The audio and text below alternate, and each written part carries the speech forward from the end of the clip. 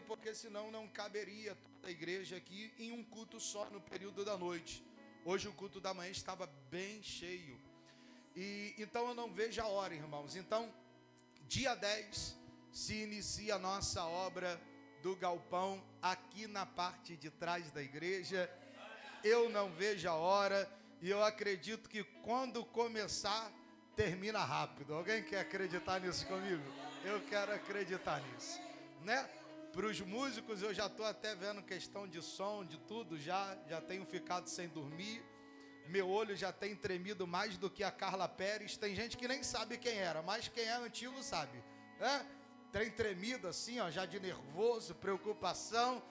Mas Deus vai dar vitória, amém? Tem crente que ficou espantado porque eu falei Carla Pérez, irmão? Acho que não, né? Eu não sei vocês, mas eu não vivi numa redoma de vidro. Então meu olho já está nervoso, tremendo, preocupado. Mas dia 10 inicia essa obra. Essa semana termina a parte de cima do prédio, a parte estrutural. Essa semana também a gente está pintando a parte de cima. Afinal, dia 8 nós temos a nossa festa da roça, que vai ser algo extraordinário. Vai ser algo bom demais, vai ter brinquedo. Irmão, vou dar spoiler não, tá? Siga-nos nas nossas redes sociais. Mateus capítulo de número 5, versículo de número 9. Se você encontrou, diga amém. Está escrito: bem-aventurados pacificadores, porque eles serão chamados filhos de Deus. Vamos ler junto no 3? 1, 2, 3. Bem-aventurados pacificadores, porque eles serão chamados filhos de Deus. Antes de você tomar o seu assento, para não perder o costume, pergunte ao crente que está do teu lado se ele trouxe glória para dar a Deus essa noite. Se ele estiver cansado, tímido, fala para ele assim, ó: meu irmão, minha irmã, se você não glorificar ao Senhor essa noite, a minha prova vai passar para você. Até ateu, né? Toma seu assento em nome de Jesus. Coisa boa. Junião tá aí, ó. Bom te ver. É o Júnior que tá montando minha série. Tem gente que tá falando que eu tô tomando monjarro. Tu acredita isso? Tô não, rapaz. É uma inveja dos rapaz. Né não? Eu profetizo que essa bênção vai te alcançar, pastor Jefferson, em nome de Deus. Olhe para cá. Olhe para cá, em nome de Jesus. Vamos lá. Me preste tua atenção, serei breve, sucinto. Eu só preciso pontuar algumas coisas. Queridos, a grande maioria sabe que nós estamos tratando acerca do Sermão da Montanha, que é o principal sermão que Cristo pegou aos seus discípulos e à multidão. Dentro desse sermão, e eu tenho falado isso durante todo o domingo, o primeiro ensinamento que Jesus entrega é chamado de bem-aventuranças. Nós já vimos algumas verdades acerca disso daqui, mas antes de que eu fale delas, eu preciso dizer que essa bem-aventurança que nós acabamos de ler, Mateus capítulo de número 5, versículo de número 9, é a penúltima bem-aventurança que Jesus ele estará ensinando. É a penúltima bem-aventurança que Jesus ele estará integrando tanto a multidão, assim como também aos seus discípulos. Até aqui nós vimos algumas verdades, e dentre as verdades que nós vimos, e perdoem aqueles que veem essa introdução um pouco de maneira constante aos domingos, porque pregar é fixar bem. Esse é o sentido de pregar. Então toda vez que eu pontuo uma vez mais é para que isso seja guardado no seu coração. Mas se existem pontos que precisamos sempre relembrar, que a expressão bem-aventurança, embora ela possa ser conhecida e traduzida como alegria, quando Jesus está falando de ser bem-aventurado, ele não fala a respeito de uma alegria natural. Essa expressão não diz respeito a uma alegria motivada por circunstâncias, por notícias, mas essa alegria é uma alegria que vem além das circunstâncias, que é pautada além de condições naturais. A segunda coisa que nós vimos e temos falado a respeito das bem-aventuranças, que esse é o padrão ético e moral do reino de Deus. Além de falarmos na primeira mensagem, eu pontuei acerca disso, que tanto a expressão reino de Deus ou reino do céu refere-se a mesma coisa, ao mesmo lugar, ao mesmo governo. A questão é que Mateus ele fala reino dos céus ao invés de reino de Deus, porque ele estava pregando aos judeus, e pregando ele aos judeus, os judeus não falavam o nome de Deus de maneira tão corriqueira, diária, como nós falamos. Por isso ele vai falar reino dos céus, mas se refere ao mesmo governo. A questão é que toda vez que Jesus está falando do seu reino, ele não está falando do seu reino dentro de um contexto geográfico, dentro de um contexto espacial, dentro de um contexto de lugar que tem fronteiras, não. Toda vez que Jesus fala a respeito do seu reino, ele fala a respeito da dinâmica do seu reino. Ele fala a respeito dos seus princípios e valores.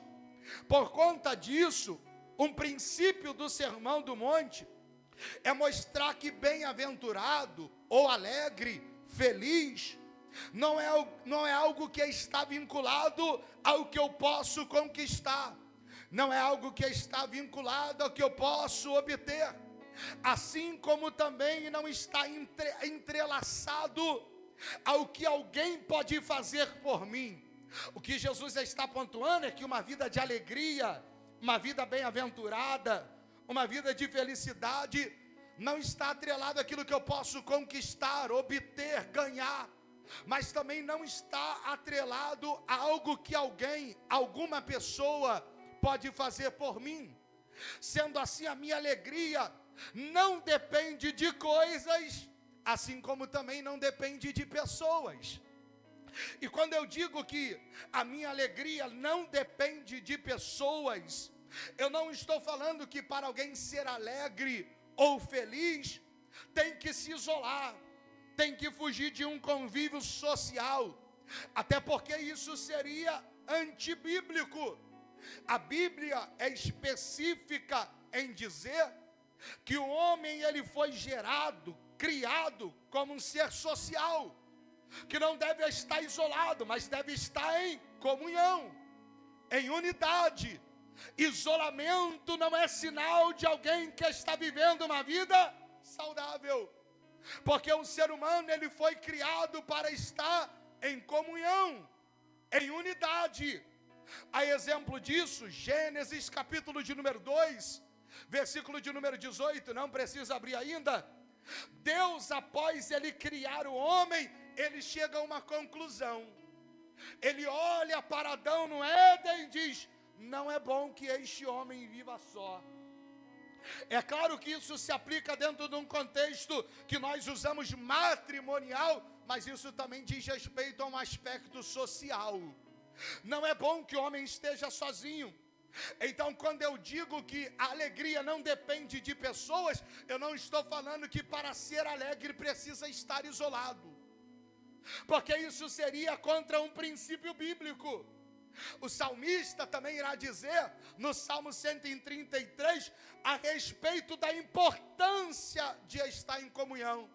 Se você puder, é costume nosso, abre a sua Bíblia comigo, Salmo 133, verso de número 1, esse salmo é bem curto, eu lerei os 3 versículos. O salmista ele vai dizer: ó quão bom e quão suave é que os irmãos vivam em união. Agora olha o que ele vai exemplificar. Ele vai dizer: é como óleo precioso sobre a cabeça, que desce sobre a barba de Arão, e que desce a orla de suas vestes. Verso 3, como orvalho de Hermon, e como que desce sobre o monte Sião, porque ali o Senhor ordena a bênção e a vida para sempre. Perceba que o salmista está pontuando a importância de vivermos uma vida em unidade, de vivermos uma vida em comunhão, de vivermos uma vida congregacional. O versículo de número 2, ao exemplificar, ele vai dizer que a unidade, a comunhão, é como óleo precioso que está sobre a cabeça de Arão, que passa pelas suas barbas e vai até a orla do seu manto, que é o seu corpo. Por isso, Arão, na figura do sacerdote, ele tinha a unção, a autoridade para trazer comunhão entre Israel e Deus, entre Deus e Israel. Mas ele também tinha autoridade para trazer a unidade entre Israel e Israel. A autoridade para trazer unidade social, comunhão entre os irmãos. Tal representatividade mostra a importância de estarmos em unidade. Porque tipologicamente o nosso sumo sacerdote é Cristo. É quem? É Cristo. A Bíblia também aponta que Cristo é o cabeça. Por isso que diz que é como óleo precioso na cabeça. É por isso que o óleo desce da cabeça para o corpo e não do corpo para a cabeça. Porque sendo Cristo cabeça da igreja, a unção que nos mantém de pé não vem da igreja para Cristo, mas vem de Cristo para a sua igreja. Aqui está a beleza, pois é possível o óleo descer da cabeça para a barba e da barba para o corpo, se o corpo estiver conectado ao cabeça, que é Cristo, e os membros estiverem conectados ao corpo, que é a igreja. Ora, se o cabeça da igreja é Cristo, o corpo é a igreja, vocês, cada um de nós que somos aqui, somos os membros que compõem esse corpo. Somos os membros que compõem a igreja. Sendo assim, só é possível ter uma vida conectada ao corpo, que é a igreja. Só é possível a igreja ter vida conectada ao cabeça, que é Cristo. Só é possível receber da unção que começa do cabeça e passa pelo corpo, o crente que está conectado como membro a uma igreja. E uma igreja que como corpo está conectada ao cabeça, que é Cristo. Eu posso falar uma verdade, eu não acredito em crente desigrejado. Assim como eu não acredito em uma igreja que não prega Jesus, que prega tudo menos sobre a palavra e sobre Cristo. Igreja que prega coach e não abre a Bíblia é ambiente de entretenimento. E filho crente que não está conectado a uma igreja em comunhão com o corpo é como o filho pródigo que não faz questão nem da casa e nem da presença do pai. Mas eu acredito que Deus nos trouxe aqui essa noite para falar ao nosso coração: volte ao lugar de comunhão, porque é nele que tem saúde para o seu espírito e alegria para a sua alma. O versículo de número 3 é pontual em dizer, pode botar o 3 para mim? Salmo 133, versículo de número 3. Olha o que vai dizer: como orvalho de Hermon, que desce sobre os montes de Sião, porque aonde? Ali, e esse ali ele está fazendo um paralelo, é como, não é a geografia. O cerne do Salmo é falar da unidade, da comunhão. Nisso ele paralela, a comunhão é como orvalho de Hermon, é como orvalho que desce sobre o monte Sião, porque ali o Senhor ordena a bênção e vida para sempre. Eu ouvi um aleluia, um glória a Deus, um meu Deus, eu vou dizer isso daqui. O que Deus está falando é que no ambiente de comunhão e unidade, que Ele ordena a bênção e Ele traz vida para sempre para a igreja. Então, quando eu digo que bem-aventurança ou alegria plena não depende de coisas e nem de pessoas, eu não estou falando de uma exclusão social. Quando Jesus ensina que ser bem-aventurado ou feliz não depende dessas coisas, Ele não está se referindo a não se depender da pessoa no quesito relacional, mas Ele está dizendo a não estar atrelada à pessoa no que diz respeito que a minha felicidade independe do que alguém pode fazer por mim, sendo isso bom ou sendo isso ruim. Quando Ele está pontuando que a felicidade não depende de pessoas e nem de coisas, não é no quesito de comunhão, mas a minha felicidade independe daquilo que alguém pode fazer por mim, ou independe daquilo que alguém pode deixar de fazer por mim. Porque existe alguém que diz, mas só serei feliz se o fulano fizer. Eu estaria feliz se o fulano não tivesse feito. Eu preciso te fazer uma pergunta: até quando você vai viver uma vida à sombra daquilo que te fizeram no teu passado? Até quando você vai condicionar a tua alegria àquilo que alguém te causou? Até quando você vai viver segundo alguma ferida que te provocaram no passado distante? Existem aqueles que atrelam a felicidade. Não, mas se eu casar, mas se eu tiver um relacionamento, ei, eu posso te dizer uma coisa, sim ou não? Primeiro resolva você. Você acha que alguém vai casar com uma pessoa para ver se vai ser feliz, irmão? Seja feliz na sua solteirice, que você vai transbordar alegria no seu casamento. A nossa alegria não está atrelada àquilo que alguém pode fazer por mim. Não, ela não está atrelada a isso. Por isso Jesus nos ensina que bem-aventurado não é aquele que tem. Bem-aventurado não é aquele que conquista, que obtém. Mas que bem-aventurado não é aquele que é refém das pessoas, do que elas podem fazer. Mas bem-aventurado é aquele que é. E é o que? Dependente de Deus. Não, eu vou dizer, bem-aventurado, feliz não é aquele que obtém, que tem, porque o carro que te alegra hoje é o que quebra amanhã e você toma desgosto dele, é verdade ou não é? Eu vejo algumas crises em casamento, alguém acha que a solução é separar. Irmão, você vai separar, o novo relacionamento depois vai ser um velho relacionamento e tu vai querer separar de novo. Então a nossa felicidade não pode estar atrelada a essas coisas. A nossa felicidade não está atrelada ao que está no externo, mas está atrelado àquilo que nós somos no interno. E o que nós somos? Dependente de Deus, que não vive segundo os seus pensamentos, mas alguém que vive segundo aquilo que a sua palavra diz. Bem-aventurado é quem é dependente dele. Bem-aventurado é aquele que não vive segundo os seus prazeres, mas vive segundo aquilo que Deus diz e segundo aquilo que a palavra dele ordena. É por isso que as bem-aventuranças, elas são progressivas.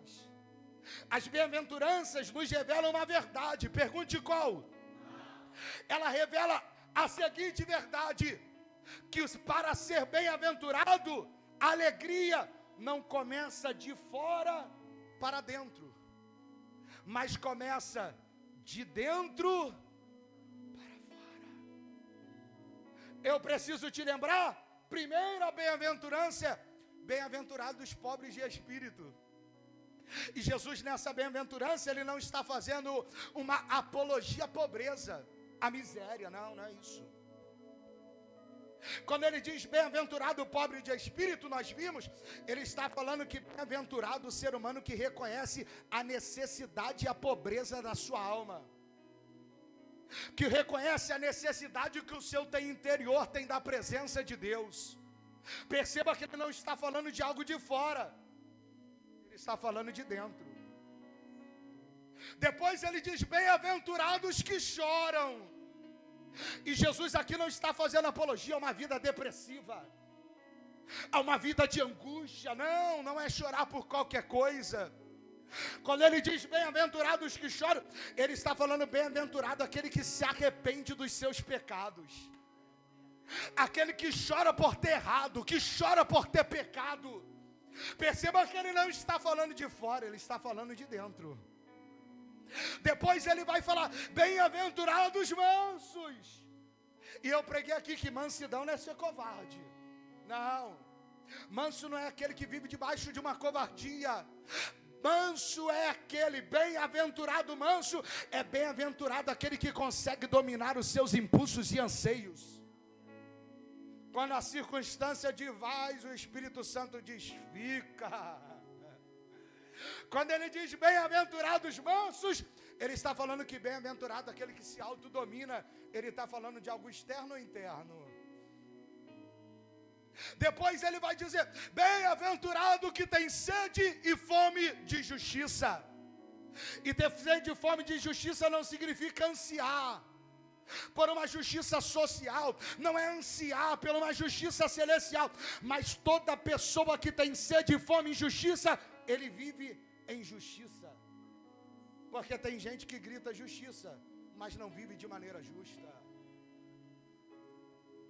Político corrupto, gato na luz.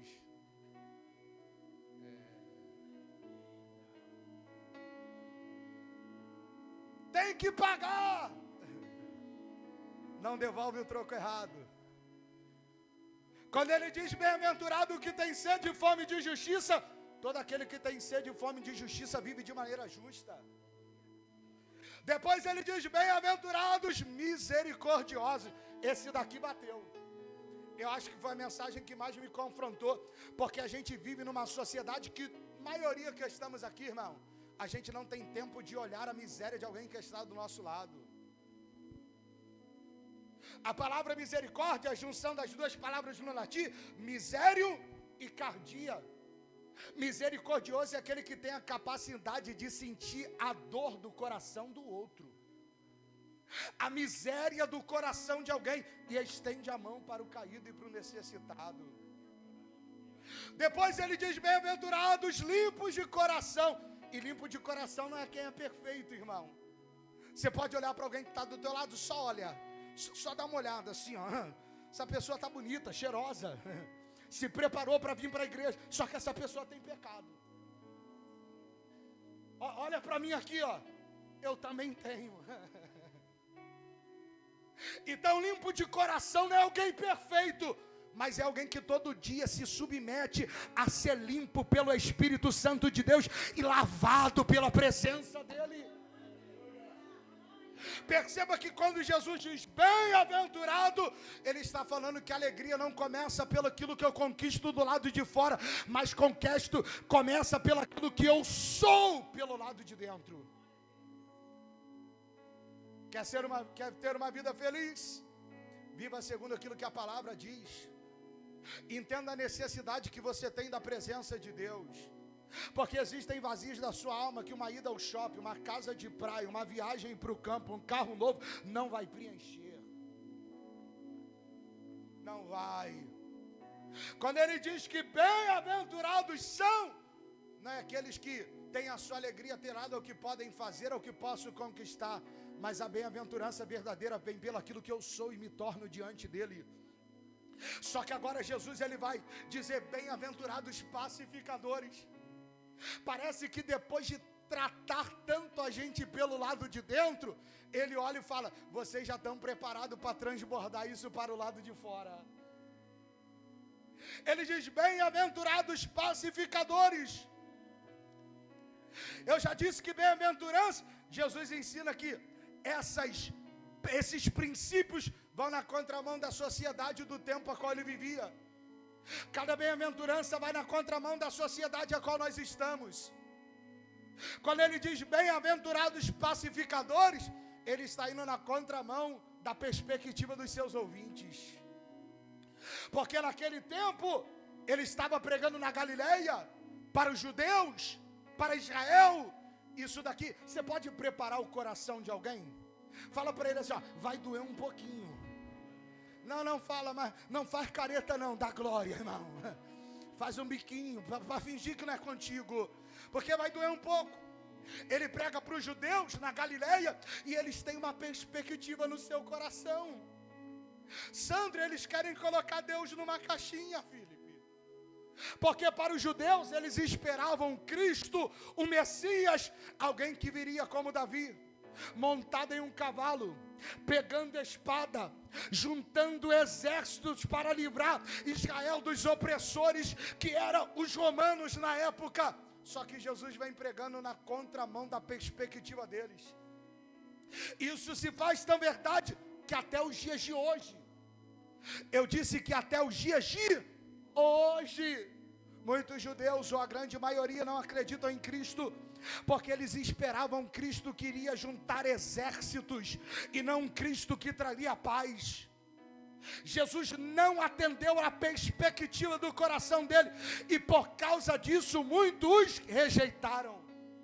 E aqui é que vai azedar um pouco, porque eu posso falar uma verdade, sim ou não?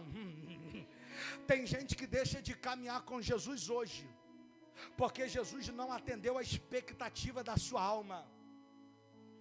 Tem gente que parou de caminhar com Cristo no presente, porque Jesus não fez da maneira que tu imaginou ou pensou. Só que eu preciso te dizer uma verdade, irmão. Eu preciso te dizer que Jesus, ele não está preso à tua perspectiva. Eu preciso te dizer que ele não é homem, ele é Deus. E ele sendo Deus, ele sabe de coisas que você não sabe, que eu não sei. Então celebre quando ele te diz sim, mas permaneça fiel quando ele te disser não. Eu vou dizer mais uma vez, celebre quando Jesus te disser vai, eu estou contigo, mas também permaneça de fiel quando ele dizer não é o tempo, não é agora, agora não.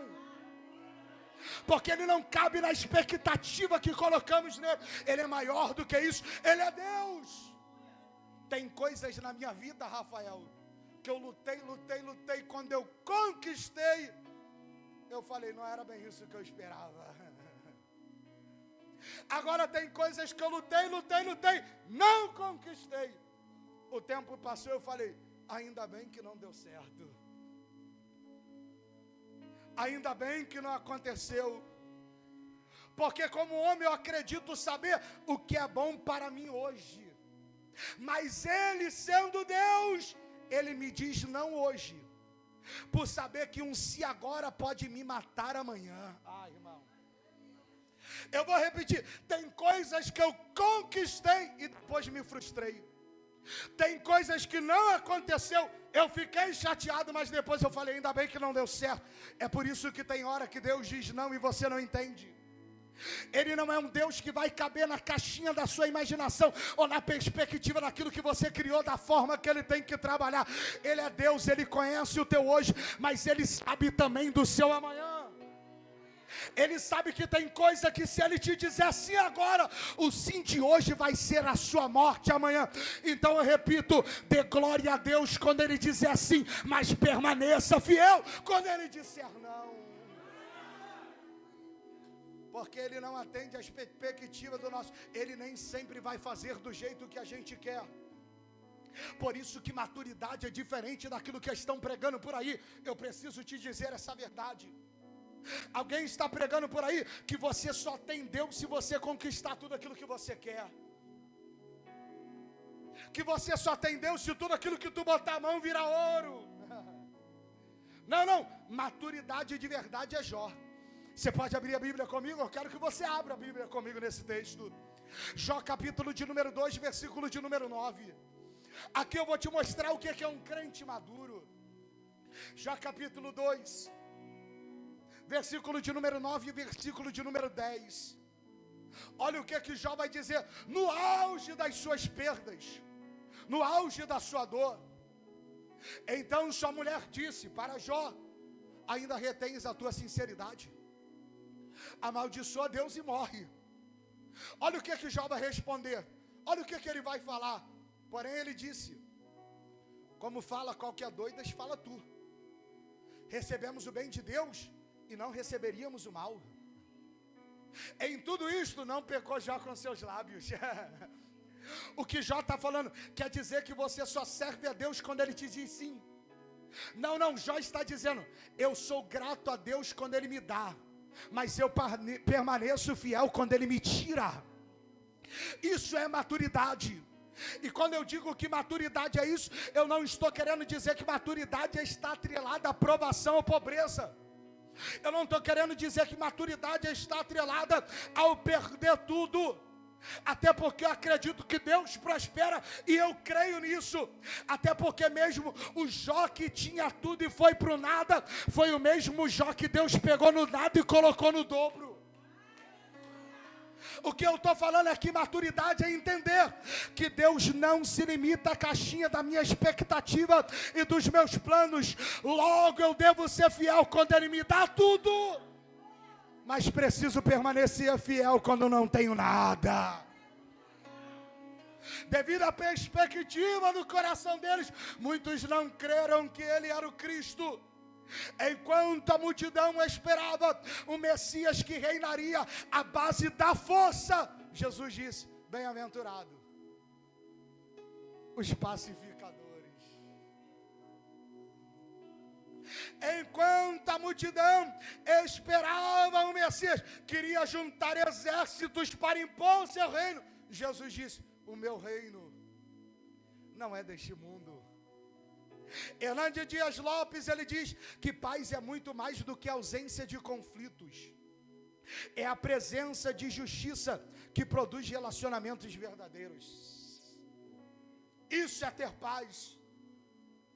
Enquanto muitos esperavam o Messias, que era um libertador militar, Jesus apresentava o seu reino de maneira completamente diferente. Por isso a bem-aventurança trata primeiro de quem eu sou por dentro, para depois tratar daquilo que eu tenho a ter por fora. Pois só pode dar paz para alguém quem um dia já recebeu a paz de Deus. Só pode ser pacificador quem um dia recebeu paz do Espírito Santo de Deus. Só que a pergunta que é: o que é ser um pacificador? O que Jesus ele está dizendo quando ele diz bem-aventurados pacificadores? O que Jesus está querendo falar com isso? O que Jesus está querendo dizer com essa bem-aventurança? O que é ser um pacificador? A expressão original que Jesus está usando no grego traz o sentido que pacificador é aquele que produz, que faz paz. Pacificador não é alguém covarde que não entra em qualquer tipo de conflito. Pacificador é aquele que trabalha em prol da paz, que produz a paz, que faz a paz. Até porque existe uma diferença entre pacificador e pacifista. Ser pacificador não significa ser pacifista. Qual é a diferença? Pacifista é aquele que adota uma ideologia filosófica contrária à guerra e à violência, recusando-se a lutar por qualquer circunstância. Qualquer circunstância ele não guerreia. Pacificador é a pessoa ativa, que resolve conflitos específicos, que atua como mediador da reconciliação humana. É aquele que trabalha em prol, não aquele que apenas se ausenta na guerra. Isso não significa que pacificador é alguém que evita qualquer tipo de discussão. Pacificador não é alguém que aceita injustiça. Pacificador não faz concessão do pecado. Pacificador não é quem agrada a todo mundo. Pacificador não é aquele que abre a mão da verdade para não entrar em discussões. Eu costumo dizer que a linha entre o pacificador e o covarde é muito tênue. Eu preciso te lembrar que Jesus que pregava a paz, o Cristo que prega bem-aventurados pacificadores, é o mesmo Cristo que também entrou em guerras. O Cristo que prega a paz, mas isso não significa que ele não entrou em conflitos. Ele se posicionou contra os escribas, ele entrou em conflitos. Ele confrontou os fariseus. Ele denunciou a injustiça social religiosa do seu tempo. Ele confrontou a desigualdade. Ele confrontou a incredulidade dos seus discípulos. E quando foi necessário, ele pegou um azorrague, virou as mesas dos cambistas dentro do templo, mas não permitiu que o santo fosse profanado. Eu preciso te lembrar que o mesmo Deus que é amor é o Deus que é fogo consumidor. Que o mesmo Deus de paz também é o Deus de justiça.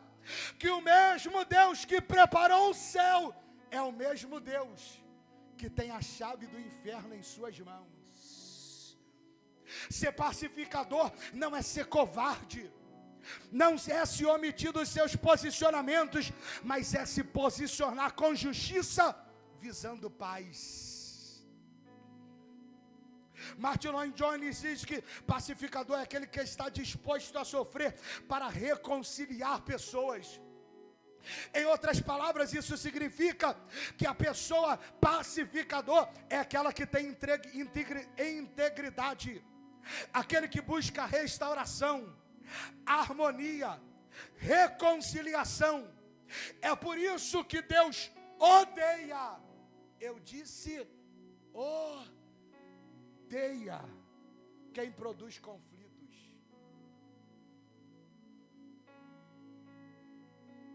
Ele odeia quem produz divisões. Abra sua Bíblia. Provérbios capítulo de número 6. Versículo de número 16 ao 19. Provérbios capítulo de número 6, de versículo 16 ao 19.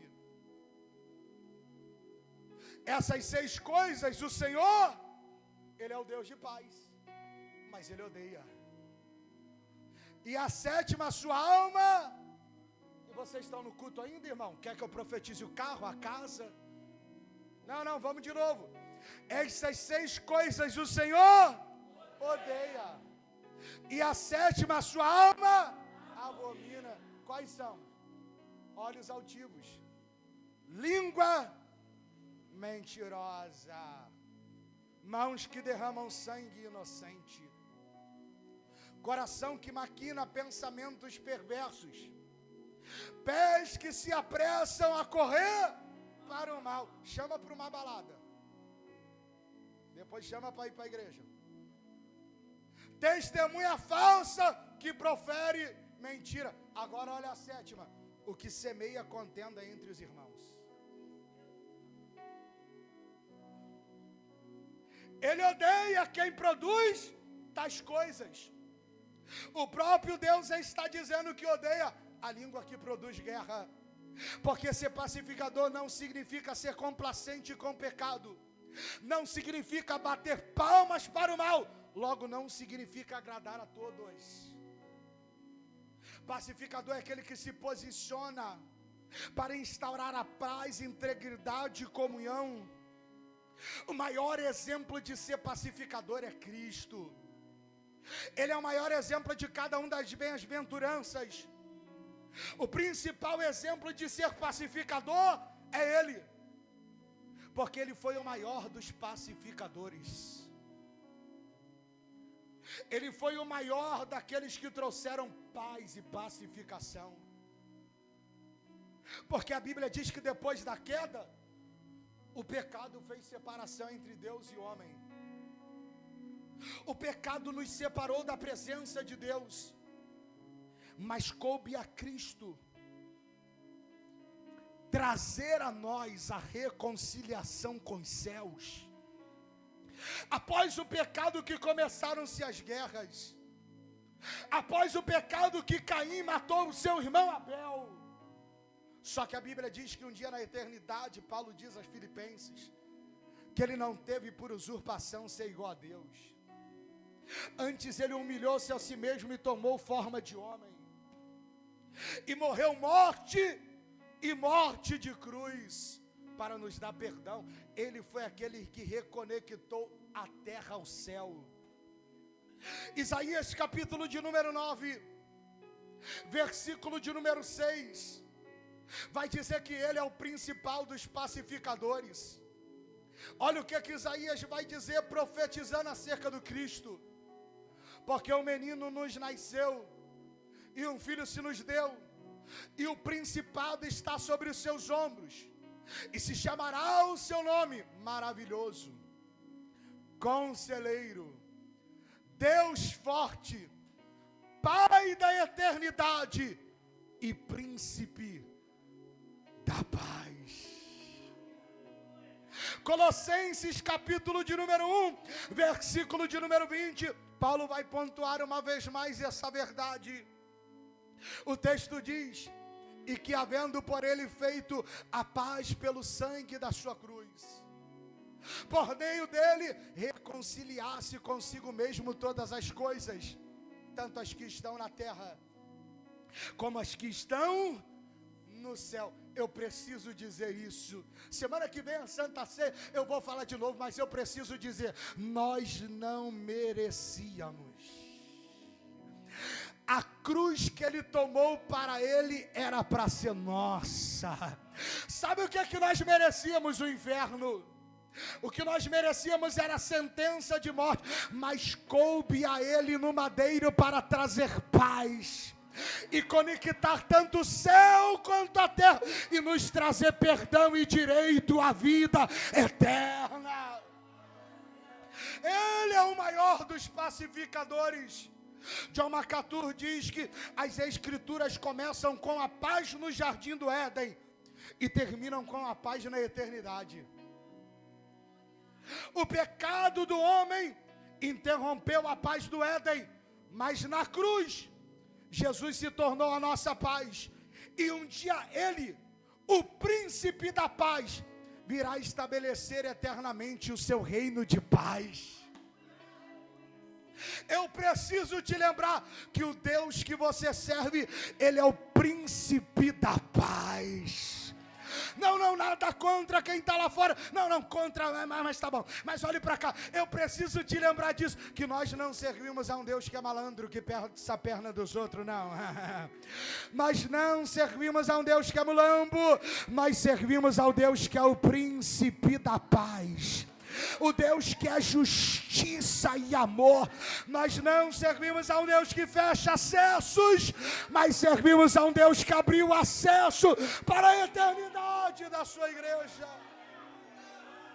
É a esse Deus que nós servimos. Eu concluo: pacificador é aquele que adota tal postura.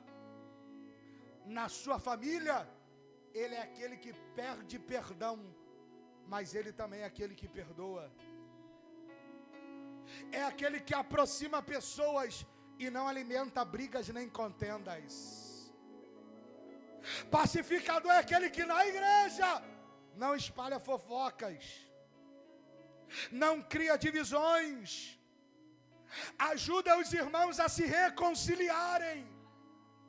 Pacificador é aquele que no trabalho evita alimentar conflitos, age com justiça, resolve problemas com sabedoria, não responde ofensa com ofensa. Pacificador é aquele que nas redes sociais não compartilha o ódio. E eu vou dizer aqui para os crentes: cuidado com o que tu compartilha. Eu vejo, vou começar a comentar. Não humilha pessoas, não vive provocando discussões inúteis, que fala a verdade, mas com amor. Isso não significa deixar de denunciar o erro, mas fazê-lo de forma que honre a Cristo. Pacificador é aquele que na sociedade defende justiça, combate a mentira, promove reconciliação, cuida dos necessitados. O verdadeiro pacificador confronta quando necessário, mas quando confronta é para restaurar, nunca para destruir. Eu vou dizer isso daqui novamente. O verdadeiro pacificador é aquele que confronta quando necessário, mas quando este confronta, sempre é para restaurar, nunca é para destruir. Você pode dizer isso para alguém: vai ter momento que você vai ser confrontado. Eu não estou te ouvindo, irmão, eu estou com problema de audição. Fala: vai ter momento que você vai ser confrontado. Vai ser momento que você irá confrontar. Mas lembre-se, quando confrontar, ou quando for confrontado, sempre será para restaurar, nunca para destruir. Só que existe uma recompensa para aquele que é pacificador. Mateus capítulo de número 5, versículo de número 9, Ministério de Louvor pode posicionar.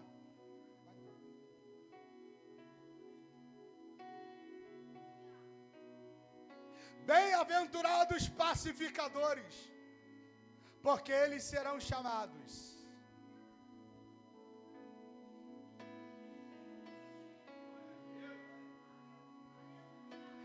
Existe uma recompensa para os pacificadores. Eles serão chamados filhos de Deus. A Bíblia diz que nós somos filhos por adoção, irmão. Ele veio para os seus, mas os seus o rejeitaram. A igreja é filho por adoção. E existem pontos lindos acerca disso. Porque a adoção é a transferência de uma família para outra. Isso significa que fomos transferidos da velha família, a família de Adão, para a família de Deus. Éramos escravos, cegos, perdidos, filhos da ira, mas agora somos filhos de Deus, membros de sua família, e Deus é o nosso Pai.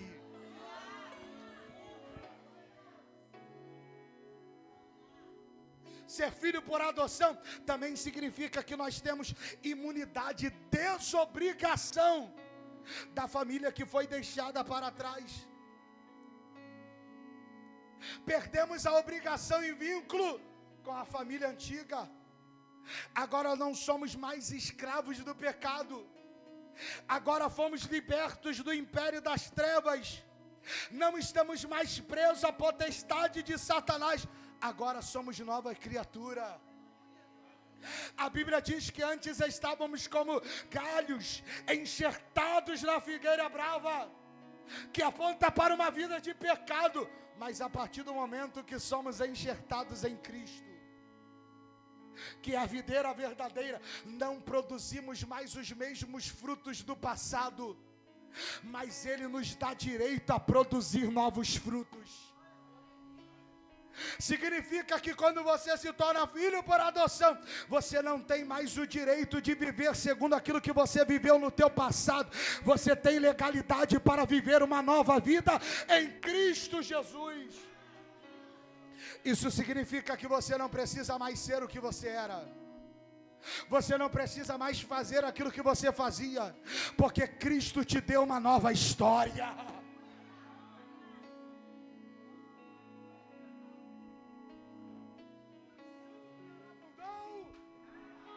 A graça é uma nova oportunidade. Só que para finalizar, o filho também tem o direito de carregar o nome do seu pai. Eu vou repetir: o filho tem o direito de carregar o nome do seu pai. A Bíblia diz que Cristo deixou um bem valioso para nós, que foi o seu nome. Jesus diz: em meu nome expulsarão demônios, em meu nome curarão enfermos, em meu nome anunciarão as boas novas. Só que carregar o nome do Pai não é para qualquer pessoa, é para aqueles que são. Atos capítulo de número 19, versículo de número 13 ao versículo de número 15. A Bíblia diz que certa vez alguns jovens quiseram levar o nome, mas sem ser filho, sem viver como filho. Quem está vivo, diga amém. Então olhe para mim, está escrito: alguns dos exorcistas judeus ambulantes tentavam invocar o nome do Senhor Jesus sobre os que tinham espíritos malignos, dizendo: ex-convulsos por Jesus a quem Paulo prega. E os faziam isto, eram os 7 filhos de Seva, judeu principal dos sacerdotes. Respondendo, porém, o espírito maligno disse: conheço a Jesus, e bem sei quem é Paulo, mas vocês, quem são? Verso 16: exaltando neles o homem que tinha o espírito maligno, e assenhorando-se deles, pôde mais do que eles, de tal maneira que nus e feridos fugiram daquela casa.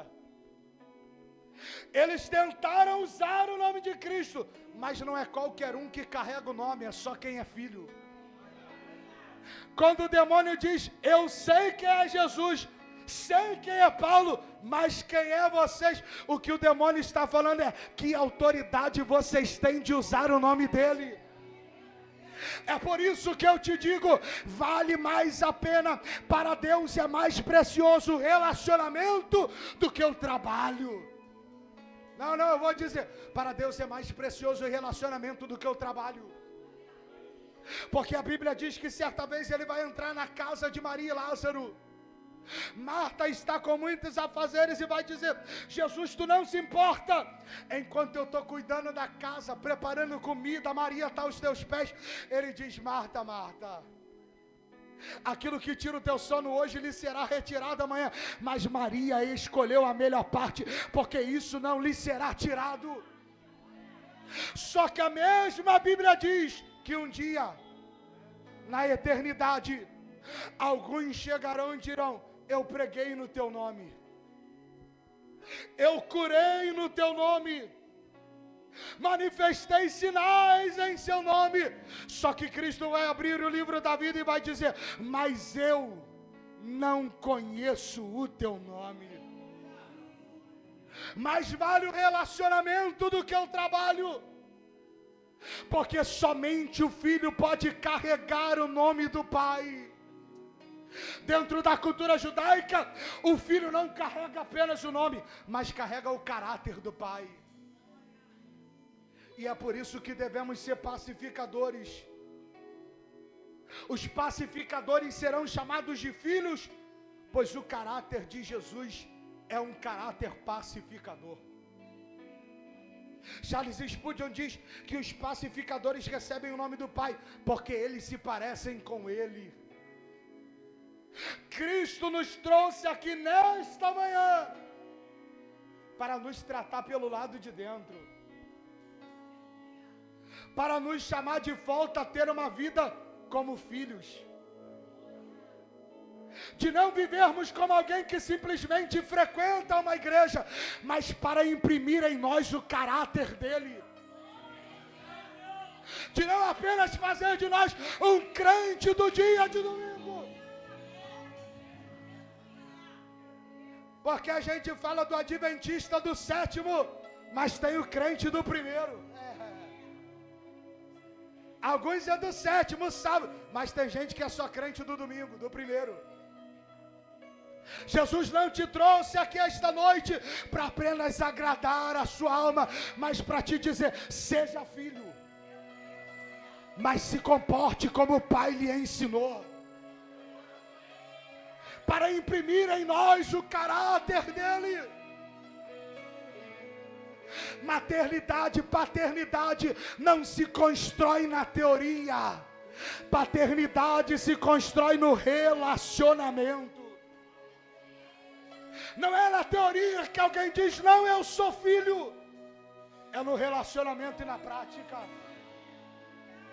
Eu conheço pessoas, Sara, que com 20 anos de idade descobriu que o seu pai não era o pai de sangue, que apareceu o pai,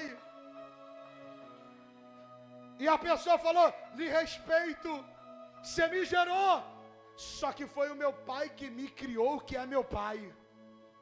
Porque isso daqui nos mostra uma realidade, que paternidade não é teoria, é relacionamento. Alguém chega a dizer: pai é quem? Porque não basta eu bater no peito e dizer: ele é meu pai. Só é filho quem tem relacionamento com ele. Cristo nos trouxe aqui esta noite para dizer: volte a ter relacionamento de filho para com seu pai. Eu encerro. Eu me lembro uma vez que eu fui sair para trabalhar. Eu falei isso mais cedo. De ontem para hoje, eu acabei de mandar mensagem umas 2 da madrugada. E eu comecei a sentir saudade da minha filha quando ela era pequena. E comecei a pegar e ver uns vídeos dela. E eu achei um vídeo.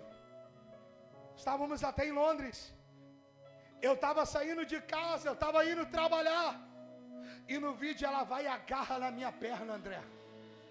E ela diz: papai, não sai. Eu falei: filho, papai precisa ir trabalhar.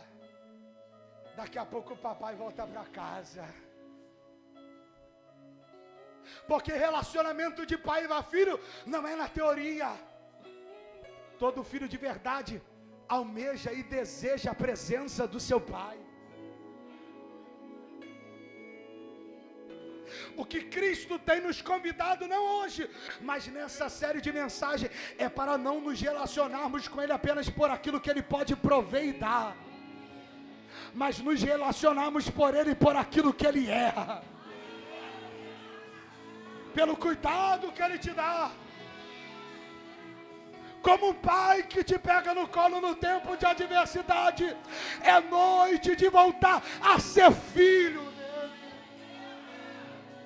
Se coloque sobre os seus pés em nome de Jesus, eu irei encerrar. Eu estou convicto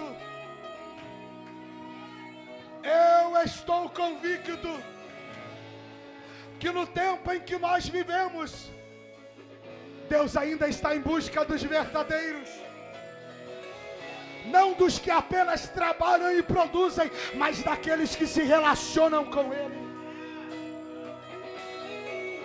Eu acredito e tenho a convicção que no tempo em que vivemos, Deus não está em busca de uma igreja que está preocupada apenas com aquilo que a mão dele pode dar, mas está se preocupado em ter relacionamento com Ele. Não apenas em tocar as suas mãos, mas tocar em seu coração.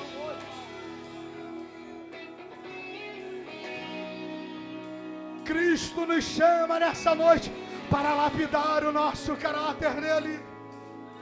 Porque bem-aventurança não começa de fora para dentro, mas começa de dentro para fora. De dentro para fora. Eu quero te convidar essa noite para você fazer uma oração de filho. Para você ser sincero com seu pai. Para você abrir o seu coração de verdade. Para você dizer: eu tenho carregado o seu nome, mas o que eu quero é relacionamento contigo.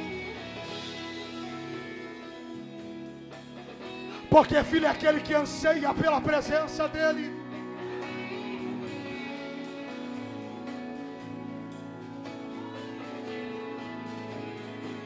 É tempo de voltarmos a ter relacionamento de filho com nosso Pai.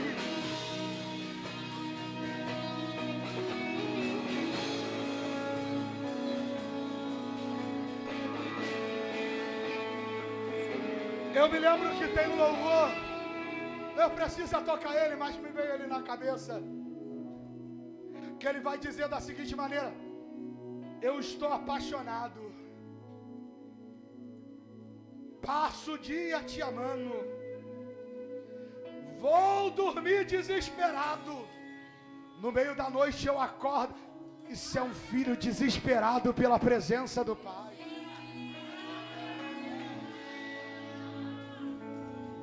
Quando nós conhecemos Jesus, irmão, eu lembro que eu andava na rua e eu sentia cheiro de azeite. Se precisasse limpar o chão, eu estava. Era para Deus. É tempo de resgatarmos a identidade de filho. Eu te convido a você fechar os seus olhos. E que você faça uma oração sincera ao Senhor. Porque a maior recompensa de um crente não está naquilo que Deus pode dar, mas está aí na eternidade ser chamado de filho. Enquanto o ministério de louvor estiver adorando, você tem a oportunidade de rasgar o seu coração em sinceridade ao Senhor. Esconda